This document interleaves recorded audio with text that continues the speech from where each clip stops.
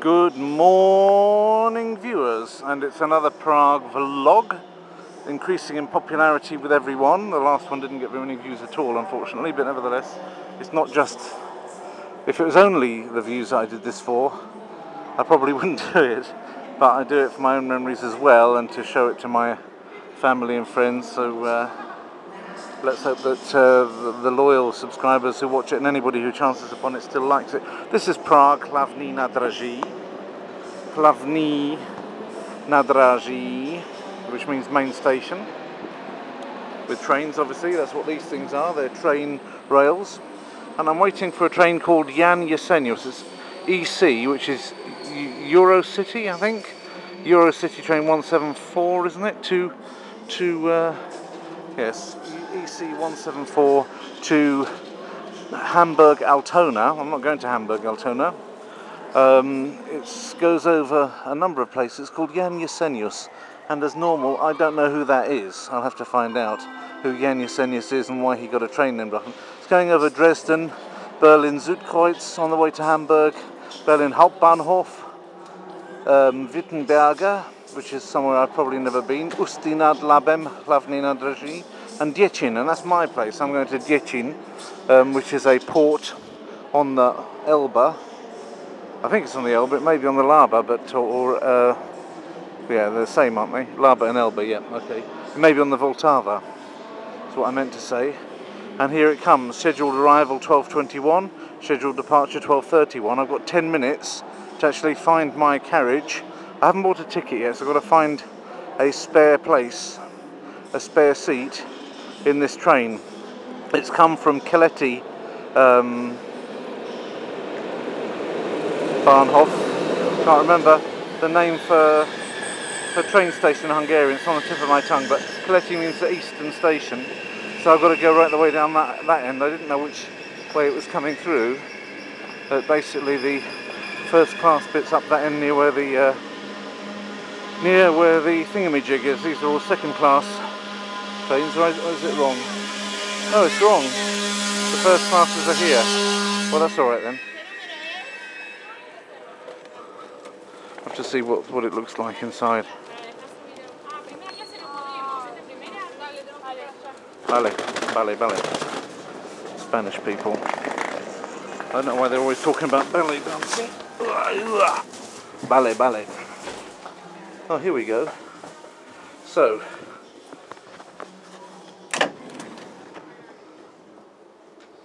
there we are. There are some nice ones with tables here, which I think I'd like. Yes, I think I'll stick to this one. Doesn't say it's reserved. The reserved thing, which is this, is empty. So that means I can plonk my backside down right here. I've got my sandwiches. I've got my podcast player. I've got my... I didn't bring my Czech gold list. I bought my Japanese gold list. I haven't worked on it for a while, so I should work on that. They're giving away free...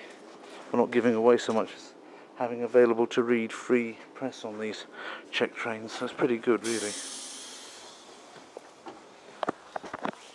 So remember to...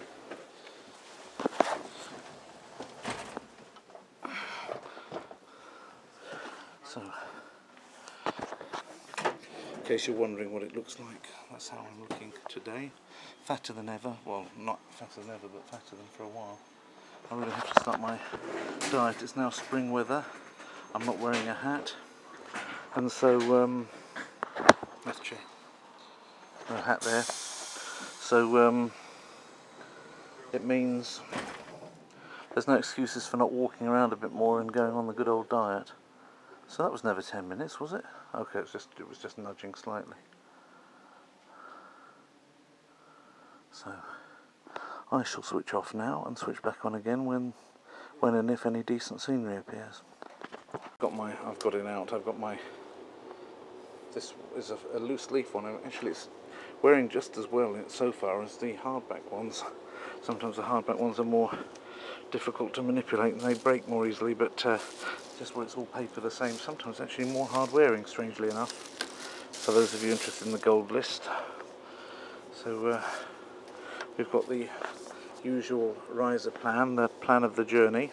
I've got out my Yaroslav Hasek, Good Soldier Svike. I'm giving it a preliminary read through in English, but my ambition is really to read it in Czech, and that's one of the things I'm learning Czech towards doing, to read this very, very funny book, which I heartily recommend, in the original language.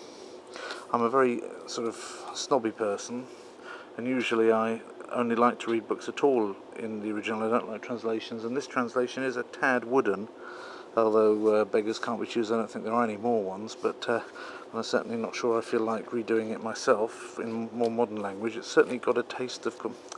Well, when was it actually done, this English translation? The English is a little bit on the old side, shall we say. No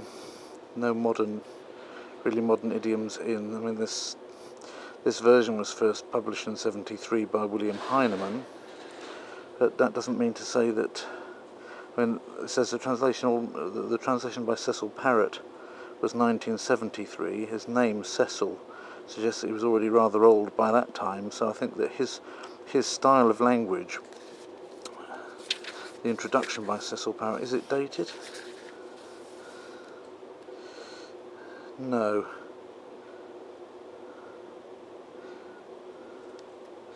It's not dated, but 1973 is the date that he puts on it. I think he's already quite an old boy by then, by the way he writes.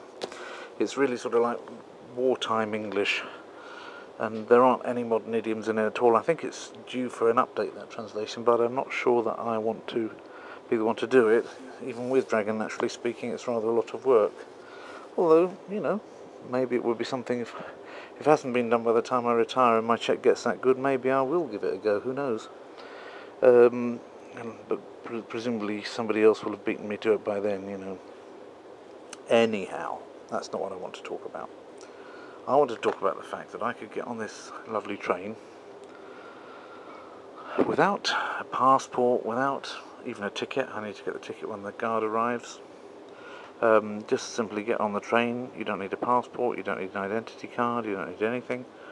So you still, for those of us watching in less democratic countries, when I was recently in Russia, well, I say recently, back in November, I had a walk around the station there just as part of my walk, just for fun, and I saw guards checking passports on the train to Baku. You couldn't even get on the train without showing your passport to the guard as you got on the train. And you know, and Russia is a democracy these days. It's you know, they do vote and everything, and they do have sort of like normal standards of you know, checks and balances of a democratic system.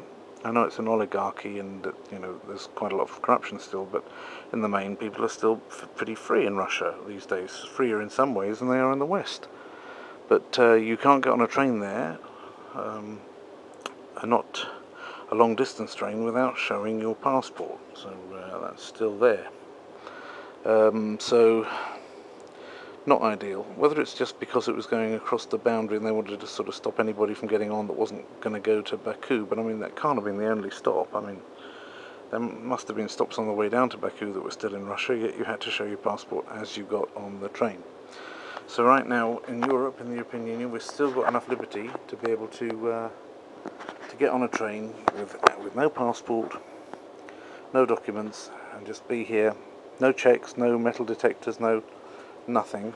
Just trusting other people that they're not going to sort of knock a hole in your head or anything, or misbehave or any of those other things. Yeah, just trusting people to be basically decent human beings. And what beautiful freedom that really is when you think about it, and how easily it could be lost, how easily somebody could decide, some stupid idiot in an office could decide tomorrow that we're going to have passports coming onto trains. We don't see why people shouldn't be willing to identify themselves and go through a metal detector check, because if they've got nothing to hide, then they've got nothing to worry about. It's funny how the police didn't think that or people didn't think that applied to the police when they put through laws that we can't photograph or film the police anymore. Yeah? It's funny how that, you know, the people that decide these laws are usually Freemasons that are part of a secret society that don't like the idea much of their meetings being minuted and put up on the internet. Neither do the Bilderberg group allow their meetings to be filmed or minuted or stuck on the internet, or even the people that are involved in it, even their names to be put up, although they are, because people stand outside, watch the people going in, straining their eyes through the tinted glass of the cars, even in countries where you're not normally supposed to have tinted glass, somehow doesn't apply to them. Anyway, very easily we can lose these freedoms in the future. We may be looking back and saying, how free we were. In the future you might be looking back, and if this video isn't censored, which it might be just for saying what I've said already in the future, if this video isn't censored, maybe even focusing on the WC sign, some people might censor it, but people could look back in years to come and say, this wasn't so long ago, this was since YouTube, and YouTube might as well be censored out of existence, but looking back you might say, well, we had the freedoms, and we could get on a train, we didn't have to show the passport, anything like that. Well, here we go, we're touching off, and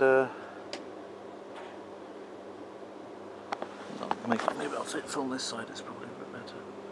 I wasn't expecting it to go that way, so alright, that's easily dealt with. I shall change my seat. I was going to go this way, it came in the other way, which is strange. I don't know why it did that. It came in the same way as it went out. Obviously it doesn't go through Prague at all, it just takes a detour into Prague and then back out again the same way as it came in. Anyhow, I keep getting diverted and distracted.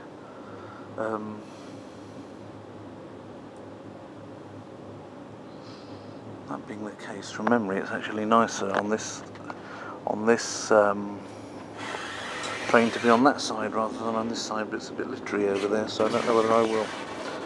I don't mean literary in the sense of literary criticism, I mean that somebody's dropped their litter there. In some cases there's not much difference. So, back to the original, what I was saying. In the future, we'll look back on this and say what freedom we had, how free we were, from relatively free. Well, we don't have all the freedoms we used to have, but we're still relatively free at the moment. Dobrý den, dámy a pánové, vlakový personál do Moskvy stanice Děčín vás jménem Českých drah vítá vlakový Eurocity 174, jedou z Budapešti do Hamburku.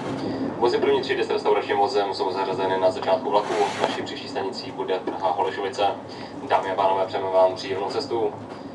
Good afternoon, ladies and gentlemen. On behalf of the Czech Railways, we'd like to welcome you on board of this Eurocity train number 174, which goes from Budapest to Hamburg. The first class coaches and dining car are situated at front of this train. Our next stop will be station Praha Holesovice. And ladies and gentlemen, we wish you a pleasant... Pálya udvar, that's Pálya udvar, sorry, that's the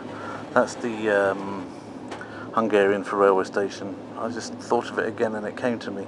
See, I do know Hungarian really, I just don't have it on the tip of my tongue. If I was there for 3 days, then it would activate itself and I'd be able to speak Hungarian, but the day that I got there I would kind of like be very tongue-tied and people think, he doesn't know any Hungarian, yeah?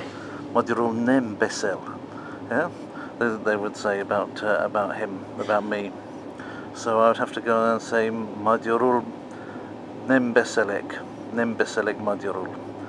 But then on the third day, the activation would have taken place and I'd already be talking fairly reasonably. I know I have 500 words, but you can do a lot with 500 words.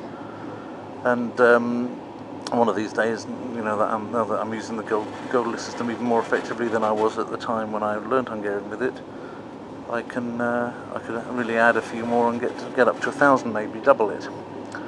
Anyhow, what is interesting is that not the fact that Pálya udvar is Hungarian for railway station. What's interesting is that we are free now, and in the future we may not be. Now I know in the future we're going to think to ourselves, how did we lose? However did we lose the freedoms that we have? How did we allow these freedoms to be just eroded from us and taken away? That's what we'll be thinking. Now some of you are probably thinking to yourselves, oh, he's going on about freedom again. Oh dear. Turn over, switch channel, let's see if the annoying orange has got anything new, any other pieces of fruit that he's trying to provoke. Don't want to watch this crap about freedom. Well, there's the answer to the question I just gave. If people think that freedom is boring and it's not an interesting thing to think about, talk about or treasure, then it's no wonder that people who do value your freedom and want to have it taken away from you, can get away with it. They value the idea of taking your freedom away more than you value the idea of having it. They're more interested and more planning and plotting ways to remove your freedom than you are of finding ways to maintain your freedom. And so, off it goes, flying out of the window.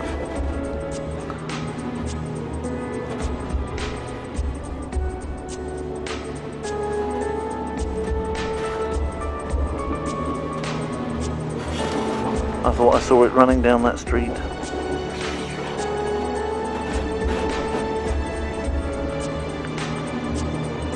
There's another one there.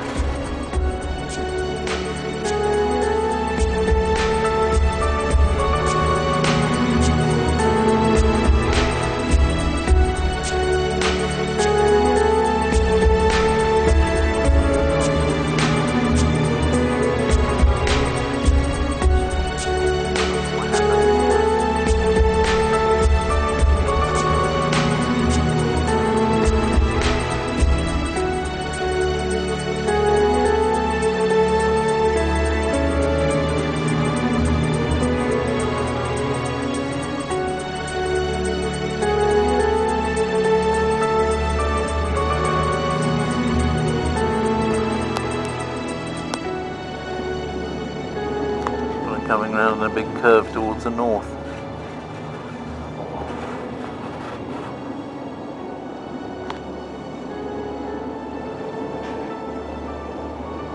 Anyway, I can't go on for too long because what will happen is it'll be impossible to upload this. It's already 12 minutes just on this bit, and I also did a bit of talking in the station before I did this long one, so it's what's it going to be, about 14 minutes or 15 in total, and that's about all I can really sensibly do at a time, so I'll have to stop it now. Then I'll do a completely different film because I want to keep it in HD this time because it's quite nice scenery. I'll stop it now and then start again with another one later on. Okay, this is the next one. We're still in Prague, and this is where the Vltava just bends all the way round and goes back on itself, if you like. This goes under quite a sizable hill. Dámy a pánové, přijíždíme do stanice Praha Holesovice. Ladies and gentlemen, we are now approaching station Praha Holesovice. Ah, it's quite a long way from Holesovice by rail. Actually, if you do this by road, it's nothing near as long as it is going around that great big loop in the railway there. I can see that, you know, there's no way you're ever going to walk. You can see that from here. There's no way you're ever going to walk around the Moldau or the Vltava around that whole loop, because there's no way. I mean, that you've got little porty things there that are going right up to the river itself, and the roads that go around it, they're not following the river. The only thing following the river, by the looks of it, was actually the train, and you can't walk next to that. So the possibilities of having a nice walk by the river in this city are, I think, not really catered for. So this is Holesovice. Last time I took this train, actually, I waited for it in Holesovice, that's true. And had I been late for it today, I could have caught it here. But as it was nice and easy because I could walk it easily from the office. My office is just around the corner, 10 minutes from the main station, whereas this is like a 20-minute train journey, taxi journey. But then again, it was also a 10-minute train journey, so you can actually, I think there'd be a point at which it would actually be sensible to leave the office and come here, rather than risk it getting on foot to the main station on time. Anyway, so this is not good. This is not good box office, just inside of a station. Oj, oj, oj, oj.